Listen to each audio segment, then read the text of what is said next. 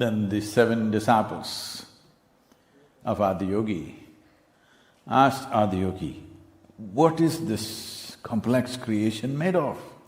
Where is it all coming from? How does it happen? What is the mechanics of this? Wherever you look, a new kind of life. Right here, in your little garden, if you look close enough, there are so many creatures that you've never seen, so many creatures that you never thought existed. If you use a microscope, you will discover trillions of them. So when they asked this question, by then Adiyogi was bored with their questions. And I said, just five things. The entire creation is a mischief of 5 elements: earth, water, air, fire and akash. In English language there's no appropriate word, we'll either call it ether or call it space. But that's not the appropriate description, it's akash. So this earth, water, air, fire and akash, they manifest within ourselves also in a certain way. Because now, I'm on safe soil moment, okay? I can't be talking too much spirit, soil. This is only for the front rows, you got it?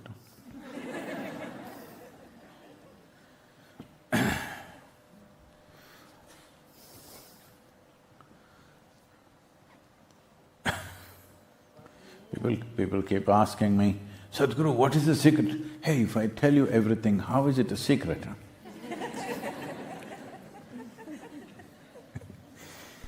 So, if we take a handful of really rich soil and put it on your plate, you will eat, it has all the nutrients. Can you eat it? Hello? Hello? No. Did you try? If you think I'm so stupid? Huh? He's asking me, did you try? Do I look that stupid to you?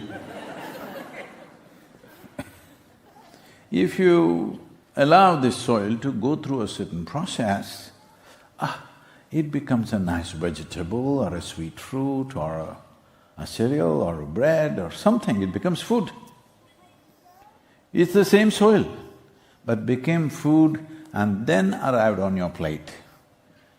Now instead of eating it, ingesting it and digesting it and assimilating it, we'll open up the body and stuff the bread inside. I think the French baguette. You think my arm is a French baguette? No. You put it inside, here, here, here. You think it's going to work? No, it must go here and it must go through an entire complex process for the food that you have eaten to become this flesh and bone and blood. Hello? Still the same soil. Hello? Still the same soil became food because it went through a process. And then this same soil went through a process and became flesh and bone. Now this same soil, if you put it through another process, it will become the spirit. So the question in life is only this, are you a feeble spirit or are you a glowing spirit? This depends on how well nourished you are. I'm not talking about protein, vitamin, that kind of stuff. I'm talking about as you put the soil through a process and made it food, as you put the food through a process and made it flesh, as you put the flesh through a certain process, it will become the spirit. I'm using the word spirit in its essence as life is, not in scriptural terms, not in religious terms, not about you going to heaven. Hello, those. Are you feeling like you're in heaven? No, don't. That's not a good place to go. Tell me, where should the spirit be, here or there? No, it is supposed to be up there. It's a round planet. What do the French think? So, when we say spirit, we are thinking of something up there. No, a soil becomes a sprout, sprout becomes a plant. Well, people will say it's a seed, but seed is also soil. And then it becomes a flower. You can't believe the stinking manure made this fragrant flower. Huh? But is it true? It is the more stinky the manure is, the more fragrant the flower is? Hello? So, it is this soil which becomes food, it is this food which becomes body, it is this body which becomes spirit. This is the evolutionary process. Not that the animal doesn't have it, but it's feeble. Not that every human being doesn't have it, but in some it may be feeble because they did not do the necessary process. If you eat the food, if you're not able to digest it and assimilate it, you would still be weak and malnourished, isn't it? This is the same way. You have a body that has come from the basis of this soil, but the next process, if you do not do, you will not have a strong spirit. Strong spirit means not you have a strong temper. Spirit means… see, body means like this, this is my body, that's your body.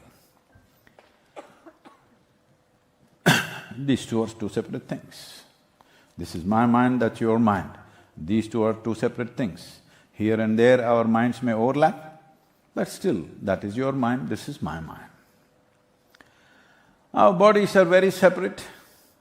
Suppose I get buried in the French soil, and when you get buried after many years, 100 years later, okay? When you get buried, suppose they buried you right next to me, then you understand this body and that body are the same stuff. Hello?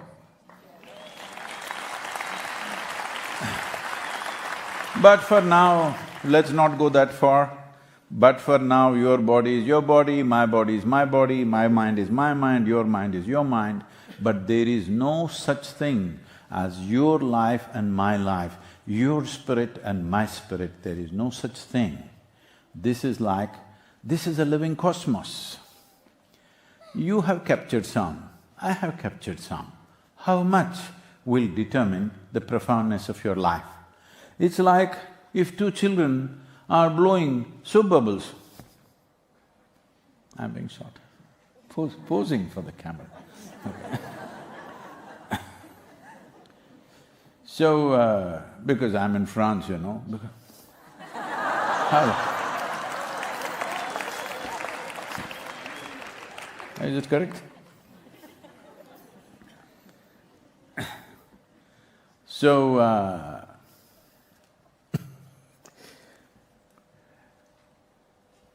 this two children are blowing soap bubbles, and this is my bubble, that's your bubble, no, this is my bubble, that's your bubble. Poof, it went. Then, oh, this is my air, that is your air. There's no such thing. So just now, your life is just like this. This is my bubble, that's your bubble. You captured some life, I captured some life. Now there are ways that you don't just gather a body or a body of information that you call as mind, but you capture more life. This is yoga, this is the spiritual process where you gathered much more life. Because you gathered much more life, your experience of life becomes very pleasant and profound at the same time. If you had this profoundness, you would not simply be restless. You wouldn't be, if you sit down, because it's so profound. Just being alive is more than enough. Because there is no profoundness, there is a desperation to be something more. All human beings, no matter where they are, what they're doing, they're trying to be something more than what they are right now, isn't it?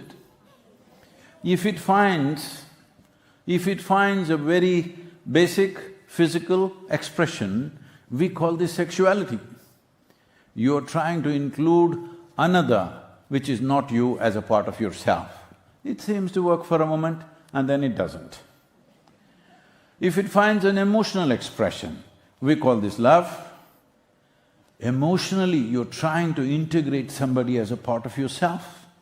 There are moments when you feel like that, the two have become one, but you know. Nothing against it, but if you intellectually try this, mentally if you approach this becomes ambition, conquest, or simply shopping. Because you're trying to make something that is not you as a part of yourself. If it finds a conscious expression, we call this yoga. Now people are asking, why is the yogi talking about soil? Because soil is the foundation of your life. If you don't handle that right, you're not going to handle anything right in your life, that's for sure. If you do not know how to handle that right, you will not handle anything right.